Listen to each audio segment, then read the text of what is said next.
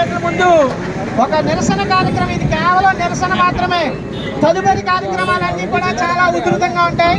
ముందుగా ఈ కార్యక్రమానికి హాజరైనటువంటి ఫ్యాక్టో చైర్మన్ గారు అయినటువంటి సుబ్బారావు గారికి, ఫ్యాక్టో సెక్రటరీ జనరల్ దర్బాబు గారికి, అదేవిధంగా ఫ్యాక్టోలో ఉన్నటువంటి అందరి నాయకులకు మరొకసారి పేరు పేరున ఉద్యమం తెలియజేస్తూ, ఎంత ఎండలో కూడా ఈ కార్యక్రమానికి హాజరైనటువంటి మా సోదరి మనులకి ప్రత్యేకమైనటువంటి జేజేలు పలుకుతూ, నిజం చెప్పాలంటే ఈ రోజు ఇక్కడ ఎంత ఎండలో హాజరయ్యారంటే వీళ్ళందరికీ కూడా ఉద్యమ స్ఫూర్తి మెండుగా ఉన్నటువంటి వ్యక్తులు మాత్రమే ఇక్కడ హాజరయ్యారు. మిగిలిన వాళ్ళందరూ కూడా చక్కగా వాట్సాప్ లో యుద్ధాలు ఈ పాటిగా మొదలు పెట్టేసి ఉంటారు. గ్యారంటీగా వాట్సాప్ యుద్ధాలు మొదలైపోయినాయి. సంఘాలు ఏం చేస్తున్నాయి? ఒకటే ప్రశ్న, సంఘాలు ఏం చేస్తున్నాయి? మాకు ఇంతకాలం డిఎల్ రాలేదు, లేదా సరెండర్ లీవ్ బకాయిలు రాలేదు, పిఆర్సీ ప్రకటించలేదు, ఐఆర్ ఇవ్వలేదని చాలా పెద్ద ఎత్తున ఉద్యమం చేస్తున్నారు బాబు. వాట్సాప్ లో చేయనివ్వండి, అదొక రకమైనటువంటి ఉద్యమం. కానీ ఇక్కడ వచ్చి ఇంత పెద్ద ఎత్తున ఉద్యమం చేస్తున్నారంటే మీ అందరికీ కూడా ఉద్యమ జేజేలు పలుకుతూ, మనందరికీ తెలుసు గత ప్రభుత్వం చేసినటువంటి విధ్వంసం, మొన్న సునామీ వచ్చినటువంటి విధ్వంసం ఉక్రెయిన్ లో కానీ, అదేవిధంగా ఆ ప్రాంతాల్లో వచ్చినటువంటి థాయిలాండ్ లో కానీ వచ్చినటువంటి ఏదైతే మయన్మార్ వచ్చినటువంటి ఏదైతే భూకంపం వచ్చి అంత విధ్వంసం జరిగిందో, మన జీవితాల్లో గత ప్రభుత్వం చేసినటువంటి విధ్వంసం అటువంటి విధ్వంసం మనందరం కూడా చాలా పెద్ద ఎత్తున గొద్దండి అని చెప్పి ఆయన చెప్తున్నాడు. మన ఉద్దేశం ఈ ప్రభుత్వం కూడా ఎవరినైనా మన గుర్తారు.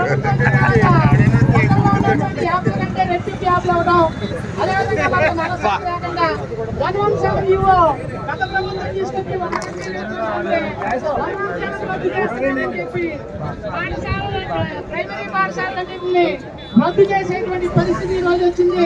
మీ అందరికీ ఒక రకమైనటువంటి పాఠశాలలో మోడల్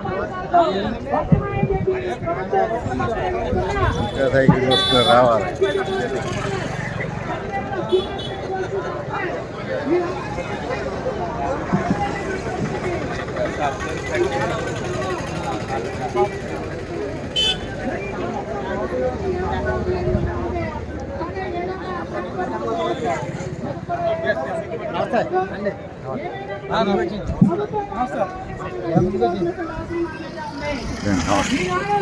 మెడ మీద గంటి పెట్టి ఎస్ఎంసీని రప్పించి మీ పాఠశాలని మోడల్ స్కూల్ చేస్తాం, లేకపోతే ఫండమెంటల్ స్కూల్ చేస్తాం అని చెప్పి పేక మీద కత్తి పెట్టి ప్రత్యేకంగా ఎస్ఎంసీ నిర్మాణాలు చేయించేటువంటి పరిస్థితి.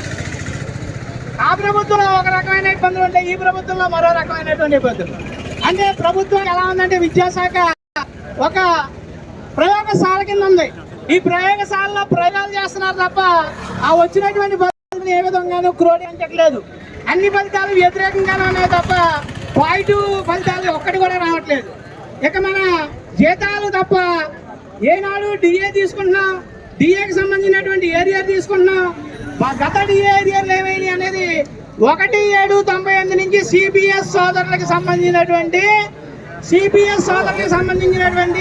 90% డిఏ క్యాష్ ఇప్పటికీ ఒక్క రూపాయి పడలేదు. ఈ మధ్య కాలంలో మాత్రం కొన్ని అమౌంట్ మాత్రం షేర్ మార్కెట్ లో షేర్ మార్కెట్ లో వ్యాపారస్తులకి లాభాలు వస్తాయి కాబట్టి ఆ డబ్బు మాత్రం 1100 కోట్లు వేయడం జరిగింది. ఏమైనా ఈ ప్రభుత్వం వచ్చిన తర్వాత గుడ్డులో మేళ. గత ప్రభుత్వం 25,000 కోట్లు అప్పులు మన బకాయిలు పిన్ పెడితే ఈ రోజు ఈ 6200 కోట్లు, గతంలో 1100 కోట్లు, మొత్తం 7300 కోట్లు వేయడం అనేటువంటిది ఒక శుభపరిణామం కాదంటలేదు. కానీ మిగిలిన బకాయిలకి రోడ్డు మ్యాప్ ఇమ్మన్నాం. రోడ్డు మ్యాప్ అంటే అలా 3 నెలల్లో ఇంకొక 10,000 కోట్లు, ఇంకో 3 నెలల్లో 10,000 కోట్లు వేస్తామని చెప్పి అన్నారు అనుకోండి, అప్పుడు మనం ఆనందిస్తాం. అలా కాకుండా రోడ్డు మ్యాప్ వేయకుండా మీ బకాయిలు మేము చేస్తాం, ప్రస్తుతం 6200 కోట్లు ఇచ్చాం, మీరు ఆనందించండి అని చెప్పి అంటే కుదరదు. ఎట్టి పరిస్థితుల్లోని మిగిలిన బకాయిల మీద రోడ్డు మ్యాప్ ఇవ్వాలి. సిపిఎస్ రద్దు చేస్తామని చెప్పి మరి గౌరవ డిప్యూటీ ముఖ్యమంత్రి గారు అయినటువంటి పవన్ కళ్యాణ్ గారు సంవత్సర కాలం అడిగారు. సంతోషం, సంవత్సర కాలం మరొక 2 నెలల్లో పూర్తవుతుంది. దానికి ఆయన వెంటనే సమాధానం చెప్పాలి. సిపిఎస్ రద్దు చేయాలి, ఓపీఎస్ విధానాన్ని దాన్ని పునరుద్ధరించాలి. అలా చేయనట్లయితే సిపిఎస్ ఉద్యమం మరింత ఉధృతం అవుతుందని చెప్పి ఈ సందర్భంగా తెలియజేస్తూ, అలాగే 57 ఇచ్చారు కేంద్ర ప్రభుత్వం, అన్ని రాష్ట్రాల్లోనూ ఇంప్లిమెంట్ చేస్తుంది. 2004 సెప్టెంబర్ 1 ముందు డిఎస్సీలు ఏవైతే నిర్వహించారో, ఆ డిఎస్సీ రిజల్ట్లు ఏదైతే ప్రకటించారో వాటిలందరికీ కూడా వెంటనే ఓపీఎస్ విధానంలోకి తీసుకొచ్చి వాళ్ళని ఓపీఎస్ విధానంలో కొనసాగించాలని చెప్పి అన్ని రాష్ట్రాలు కేంద్ర ప్రభుత్వం కూడా ఈ పాటికి జరుగుతుంది. కానీ మనకు వచ్చేటప్పటికి ఎప్పటికప్పుడు ఏఎస్సీలు ఎంతమంది ఉన్నారు, వాళ్ళ టికెట్లు, రిజల్ట్ డేట్ ఎప్పుడు వచ్చింది, ఇవన్నీ పంపించమని ఎప్పటికప్పుడు మరి ఎన్నిసార్లు పంపించిన అదే కోత కుయటం అనేటువంటిది చాలా దారుణమైనటువంటి అంశం. 2003 డిఎస్సీ వాళ్ళకి ఇచ్చినట్లయితే కనీసం ఒక వరదకి ఒక కన్నం పడింది అనుకోండి, మిగిలిన కన్నాన్ని పెద్దది చేయొచ్చు, మిగిలిన వాళ్ళందరూ మళ్ళీ ఓపీఎస్ లోకి రావడానికి అవకాశం ఉంటుంది. అలాగే మనకి రావాల్సినట్లు పెండింగ్ బకాయిలన్నీ కూడా వచ్చే వరకు 117 జీవో అని ఖచ్చితంగా మనం, అది అనుకూలమైనటువంటి అంశం కాదు. మన ప్రాథమిక పాఠశాలన్నీ కూడా చాలా దారుణమైనటువంటి పరిస్థితి వస్తుంది. కాబట్టి అన్ని అంశాలు గుర్తుపెట్టుకొని మిత్రులారా, మనమందరం కూడా మరింత ఉధృతంగా ఈ కార్యక్రమంలో పాల్పంచుకొని భవిష్యత్తులో జరగబోయేటువంటి కార్యక్రమాలతో పెద్ద ఎత్తున పాల్గొని, నిజం చెప్పాలంటే ఈ రోజు ఎంతమంది హాజరయ్యారంటే మీ అందరికీ ఒక్కసారి హ్యాట్స్ ఆఫ్ చెప్పాల్సినటువంటి అవసరం ఉంది. మీ అందరికీ ధన్యవాదాలు తెలియజేస్తూ నాకు ఈ అవకాశం ఇచ్చిన మన అధ్యక్షుల వారికి ధన్యవాదాలు తెలియజేస్తాను. Thank you. Zindabad Zindabad Zindabad Zindabad Zindabad Zindabad. Okay, ఎందుకంటే ఒక రోజు త్వరలోనే మీ అందరి కోరిక నెరవేరుతుంది. ఎంత మాట్లాడినా ఇచ్చేద్దాం టైం. ఒక రోజు కార్యక్రమం పెట్టుకున్నాము, ఒక రోజు 2 రోజుల్లోనే. అందువల్ల ఈ వేళ దయించి సమయపాలన పాటించండి. ఇప్పుడు జీవి సత్యనారాయణ గారు 57 నుంచి మాట్లాడాల్సిందిగా 2 నిమిషాలు తీసుకోవాలండి.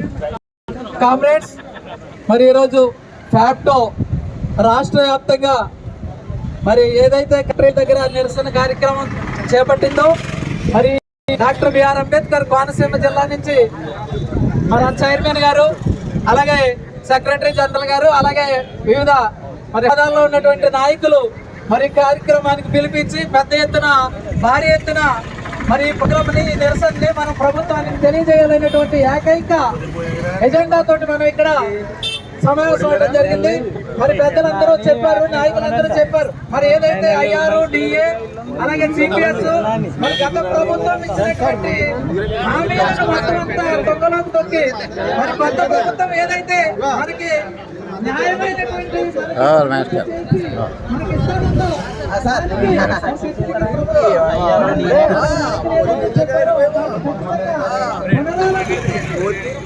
ఏదైతే ఆ